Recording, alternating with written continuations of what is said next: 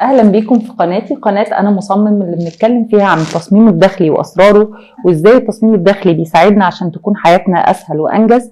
هنتكلم النهارده عن موضوع لطيف قوي، هو ازاي بخطوات بسيطه اغير في بيتي واكسر الملل، وده كمان يكون من غير تكلفه كبيره. معاكم مصممه الديكور رباب محمد، اونر شركه راقت. اهلا بيكم ويلا نبدا الحلقه.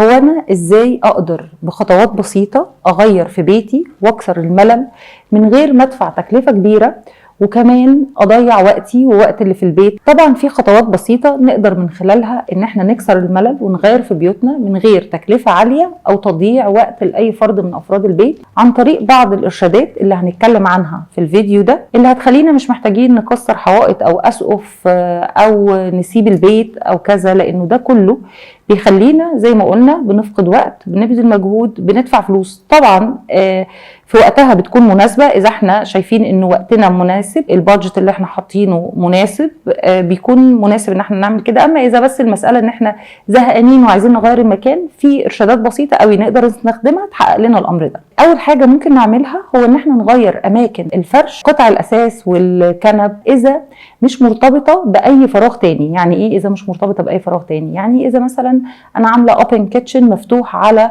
السفرة والأنتريه أو السفرة والصالون، مش هينفع ساعتها أجيب السفرة مكان الأنتريه والعكس، لأنه الطبيعي إن السفرة تكون متصلة بالمطبخ المفتوح أو الأوبن كيتشن اللي أنا عاملاه.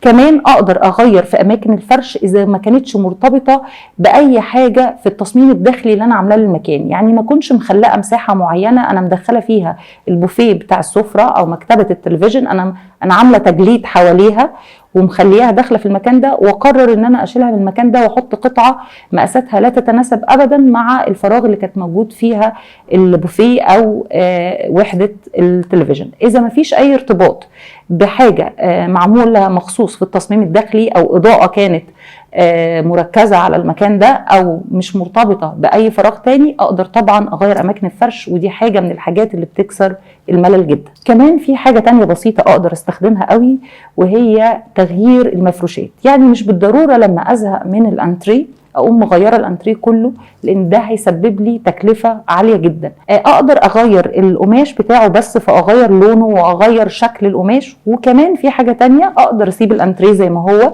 لانه برضو تكلفه تغيير القماش دي تكلفه عاليه ومش دايما تكون متوفره.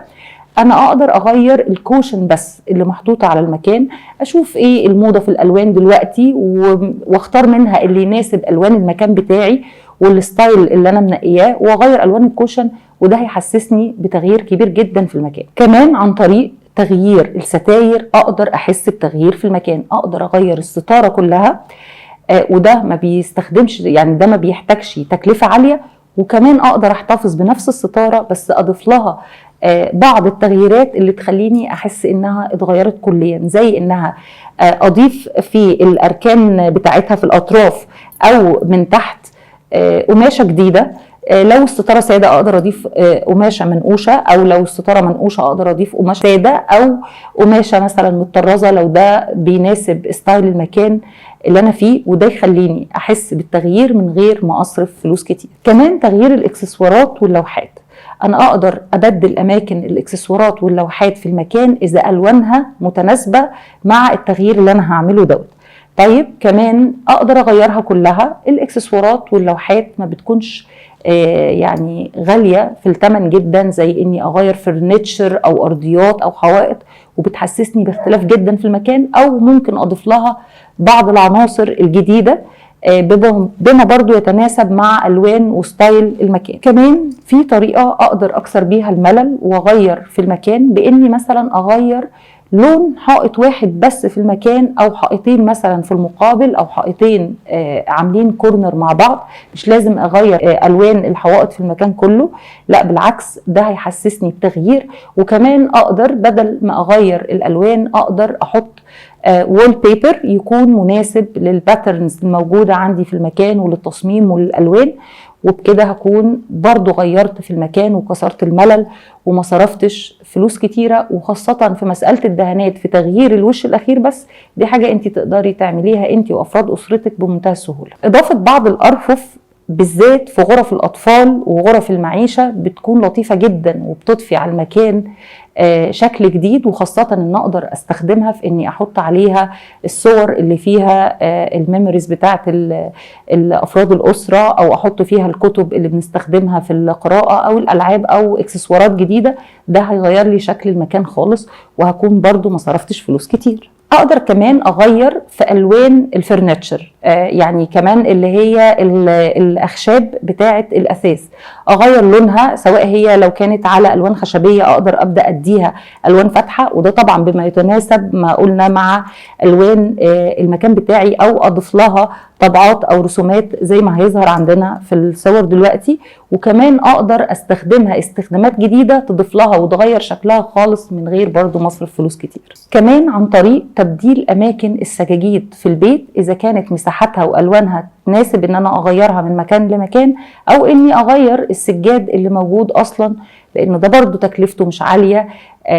بيغير كتير قوي في الايتم بتاع الارضيات من غير ما اكسر واشيل الارضيات واركب غيرها. التكلفه اعلى بكتير لو غيرت بس السجاده اللي موجوده. يا رب تكون المعلومات اللي قدمتها لكم النهارده تكون سهله وبسيطه، سهله عليكم حتى في تنفيذها ان شاء الله، وتكون فادتكم. احب افكركم بالنقطه اللي بقولها كل مره، هو ان زي ما احنا محتاجين التصميم الداخلي علشان تكون حياتنا من بره اسهل وانجز، احنا كمان محتاجين نعمل تصميم لافكارنا وسلوكياتنا علشان كمان نحس بالراحه الداخليه مش بس الخارجيه.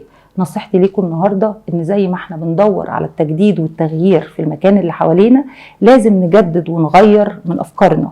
يعني ايه نجدد ونغير من افكارنا؟ يعني لازم ما نقفش ضد التغيير او نرفضه لمجرد انه مش متناسب مع افكارنا او معلوماتنا او طريقه دراستنا. على سبيل المثال، انه مش لازم نصر ان احنا نربي اولادنا زي ما احنا اتربينا، لانه طريقه تربيتنا مش مناسبه لزمانهم. احنا عشنا زمن وهم عايشين زمن تاني. طيب مش هينفع كمان ارفض التغيير والتطوير واقول على كل حاجة جديدة انها ركيكة ومش فخمة وسيئة وان القديم كان افضل. بالعكس، احنا مش بس لازم نقبل بالتغيير، احنا لازم نكون جزء منه ونشتغل على نفسنا علشان نواكب كل تطور وتغيير بيلائم العصر، يساعدنا في ان احنا تكون حياتنا مريحة وسهلة، ونكون جزء من كل اللي بيحصل حوالينا.